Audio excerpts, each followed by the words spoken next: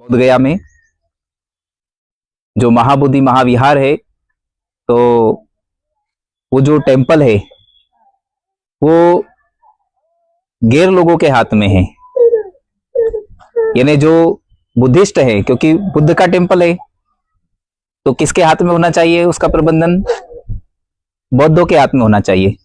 जैसे आपका ये घर है तो घर का मालिक कौन होना चाहिए? आपको होना चाहिए। पड़ोसी यदि आपके घर का मालिक रहेगा तो क्या आप बनने दोगे? नहीं। बनने दोगे क्या? नहीं बनने दोगे ना। क्या करोगे उससे? झगड़ा करोगे, लड़ाई करोगे, उसके ऊपर एफआईआर करवाओगे, केस करोगे, है कि नहीं? तो इसी प्रकार से जो अपना महाबोधि महाविहार है, जो बुद्ध का टेम्पल है, उस टेम्पल पर दूसरे लोगों का कब्जा है, हमारा नहीं है। जबकि वो किसका होना चाहिए? बौद्धों का होना चाहिए, जो बुद्धिस्ट लोग हैं, है कि नहीं? तो हमारा कब्जा होना चाहिए, लेकिन दूसरे लोगों का है, इसलिए हम लोग वहां लड़ाई लड़ रहे हैं। तथागत गौतम बुद्ध हमारे पूर्वज थे। क्या थे? पूर्वज, यानी हमारे दादा परदादा थे, है कि नहीं? तो हमारे पूर्वज के घर पर यदि किसी का कब्जा होगा तो हम कैसे सहन करेंगे?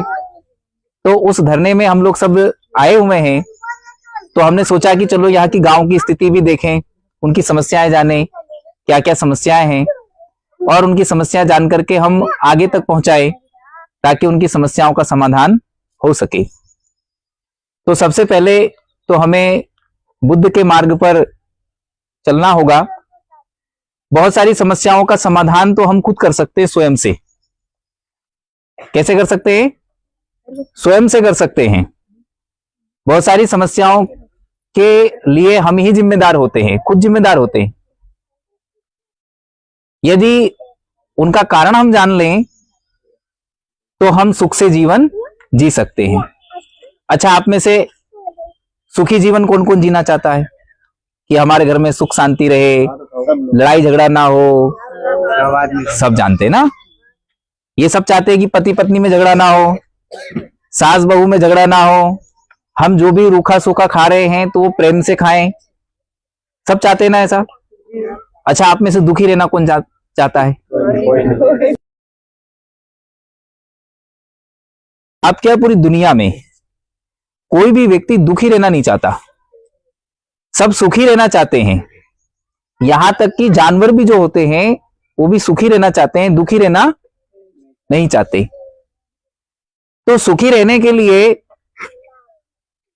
कुछ ना कुछ करना पड़ता है ना?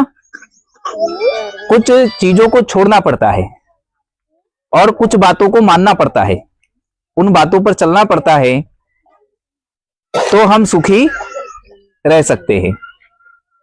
और यदि हम उन बातों को नहीं मानेंगे जो सुखी जीवन जीने की हैं, उन बातों को यदि हम नहीं मानेंगे तो हम दुखी हो जाएंगे।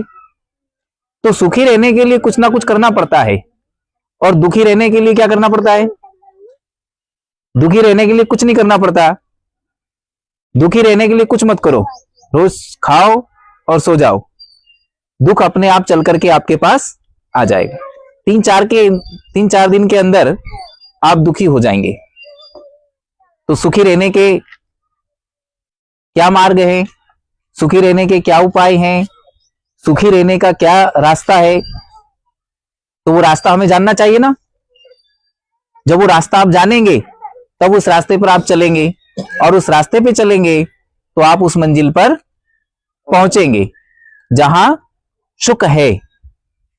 तो सबसे पहली बात सुखी जीवन जीने की, यदि आप सुखी जीवन जीना चाहते हैं तो आपका जीवन सुख में 5 किलो अनाज से नहीं बनेगा कि भाई कोई आ गया आपको 5 किलो अनाज दान दे गया। कितने दिन खाओगे 5 किलो अनाज? कितने दिन खाओगे? 2 दिन, 3 दिन, ज्यादा से ज्यादा, है कि नहीं? फिर वैसे के वैसे ही। तो होना क्या चाहिए? होना तो ये चाहिए कि हम स्वयं ही इतना कमाएं, या कमाने के साधन हमें मिले, मेहनत मजदूरी करने के साधन संसाधन इतने मिले कि हम अपना खुद कमाएं और खुद खरीद करके खाएं, किसी दूसरे के ऊपर हम निर्भर ना रहें, है कि नहीं? ये होना चाहिए ना। हाँ, तो ये करेगा कौन? ये यहाँ की गवर्नमेंट करेगी, यहाँ की सरकार करेगी, है ना। अब सरकार नहीं करती है, सरकार क्या करती है?